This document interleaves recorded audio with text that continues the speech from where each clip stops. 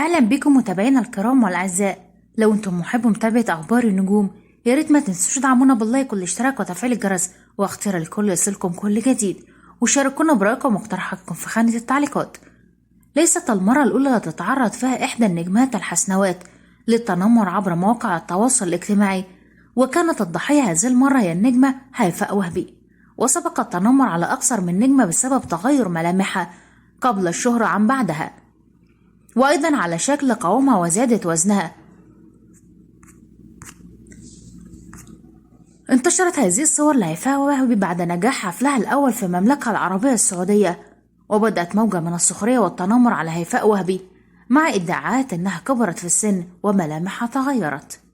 وعلقت هيفاء وهبي على هذه الحملة قائلة: هذا الموضوع لم يستوفني أو ممكن يحصل مع أي حد، والرد الطبيعي هو ظهوري قدام الملايين على الهواء مباشرة. هي دي هيفاء وفين شكلها. كما تعرضت الفنانة أليسا للتنمر كثيرا طيلة مسيرتها الفنية، في بدايتها بسبب اعوجاج فمها أثناء الحديث، ومؤخرا أجرت عملية تجميل للتخلص منه، ومرة أخرى بعد زيادة وزنها بسبب علاجها من السرطان، وسخر الجمهور من هذه الزيادة. وفي صيف 2022 تعرضت الفنانة أليسا للمرة الثانية للتنمر بعد هذه الحفلة بسبب انتفاخ بطنها مع انتشار الشكوك حول حملها.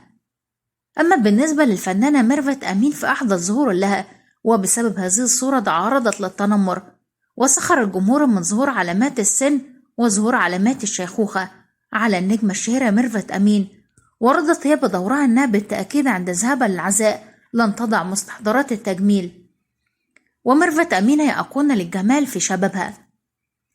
أما بالنسبة لدينا الشربيني تعرضت للتنمر بعد ظهورها في مهرجان الجونة بهذا الفستان، وسخر الجمهور من رفعها الزائد. وعلقت دينا الشربيني على التنمر منها قائلة: في مهرجان الجونة شكلي كان وحش، وبتهيألي ليا سبب السخرية إنهم فوتوا لكتير، فممكن مع الصورة دي قالك لا كفاية بقى.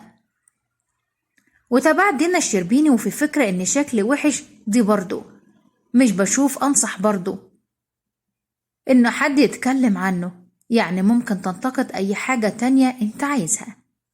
أما بالنسبة للفنانة أمينة خليل، كشفت أنها تعرضت للتنمر في بدايتها الفنية بسبب أنفها، وطلب منها مخرج كبير إجراء عملية تجميل.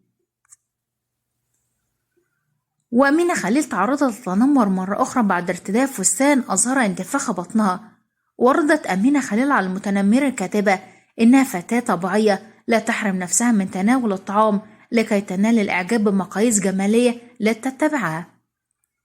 أما بالنسبة للفنانة حورية فرغلي، تعرضت للتنمر كثيرا بسبب عملية تصحيح كسر أنفها، وفي البداية تغيرت ملامح حورية فرغلي كثيرا مما عرضها للتنمر، وذلك رغم أنها تمر بحالة صحية صعبة ولا تتمكن من التنفس.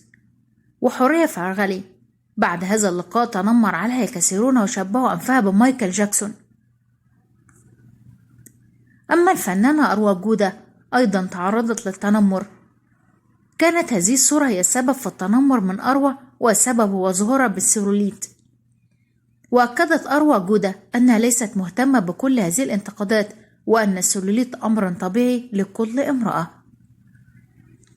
وبعد ذلك ظهرت الفنانة أروى جودة في ظهور جديد لها بلا سيلوليت. أما ميان السيد تعرضت للتنمر بعد ظهور علامات تشبه الحرق في ذراعها، لكن ميان أكدت أنها وحمة ولدت بها. كما تعرضت ميان السيد للتنمر بسبب صورها وهي ترفع ذراعها، وخرجت صفحات واسم تحت اسم إبط ميان السيد. أما بالنسبة للفنانة أصالة، تغير ملامح أثار الأخير عرضها للكثير من التنمر، وكذلك الفنانة أحلام تغيرت ملامح أحلام كثيرا في الفترة الأخيرة، مما جعل الجمهور يقارن بين كل ظهور وبدايتها. وإذا عجبكم الفيديو ياريت ما تنسوش تدعمونا باللايك والاشتراك وتفعيل الجرس واختيار الكل يصلكم كل جديد، وشاركونا برأيكم واقتراحاتكم في خانة التعليقات.